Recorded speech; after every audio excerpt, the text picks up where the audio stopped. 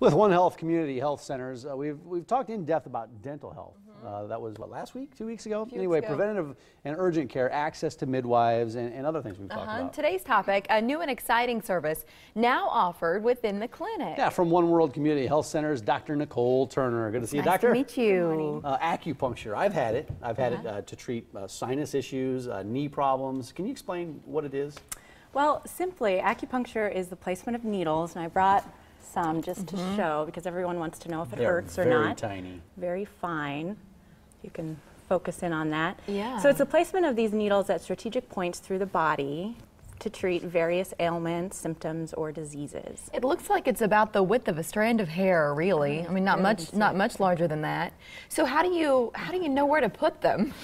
Right, there's an art to it. That's the science. So so the way that acupuncture works is in Chinese medicine, there are pathways of energy called meridians that move through our body.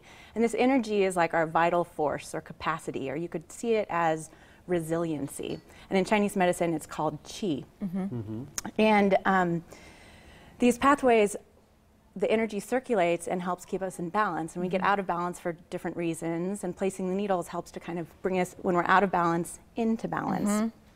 We tend to have lots of stress in our lives. Stress builds up, or through chronic illness, our energy or our reserve capacity tends to get depleted. And when it's depleted, that's when symptoms show up. Okay. So acupuncture uses the needles to help bring us back into balance, whether putting energy back into the system if it's depleted, or if you've got too much extra energy, like with insomnia or anxiety, it can kind of take some of that extra energy away. Yeah, acupuncture has become maybe not as non-traditional as it used to be. I think more doctors, more traditional people in medicine are practicing this. As a doctor, how did you get into practicing acupuncture? Well, I'm a family physician foremost, and I went through the traditional medical school and then residency, like all of medical training. But midway through my residency, I started getting a little discouraged because I felt like I was not getting the adequate tools in my tool belt to treat what people come to see doctors for.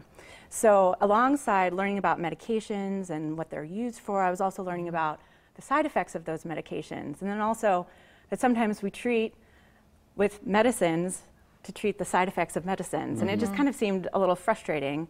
And not only that, I was also learning that a lot of people, when they come to see their primary doctor, especially in primary care, it may not have a physical cause, the symptoms that people come with. So they may be more anxiety related or stress related or even loneliness related. And there's not always a pill for that. Oh, there is a pill for that. We see that on TV. We see that in all of our advertisements. There's a pill for that. But it's not really addressing the underlying cause. So I got a lot more interested in herbs, in mind-body medicine. And then my employer at the time, I was living out in California, I was working at a very busy community health center, asked me if I wanted to get trained in acupuncture because they needed another provider. Wow. And you realized that you could help all kinds of patients through it. Are there any risks? You were talking about the benefits, but I'm wondering about the other side of that coin. Well, anytime that you put anything into your body, there's always a small risk for bleeding, bruising, or infection. I have to say that, although that's very rare, and bleeding may sound a little alarming, but it's only a small little drop if there is. And actually, if there's a drop of blood after you remove the needle, that's a good sign. That means that there's movement of qi. There's some things happening there. But overall, I would say the risks are very low, particularly compared to the medications that people prescribe for the same symptoms. Yeah, I mentioned sinus problems. That's when I had acupuncture. Who else would be a good candidate? What other symptoms or conditions would you recommend for acupuncture? Well, I actually recommend acupuncture for everyone, of course. Traditionally, it's used as a Even if you don't have symptoms? Yes, it's used as kind of like a maintenance type of treatment, just like you might change the oil in your car or take your car in to get a seasonal tune-up before the winter season. So it's great for that, but if people have odd symptoms that show up or they feel like their doctor isn't quite addressing how they would like their medical problems to be addressed, it's a great opportunity for that. There's a lot of studies that support the use of acupuncture for chronic headaches, like tension or migraine headaches, chronic pain, things like fibromyalgia, low back pain, neck pain.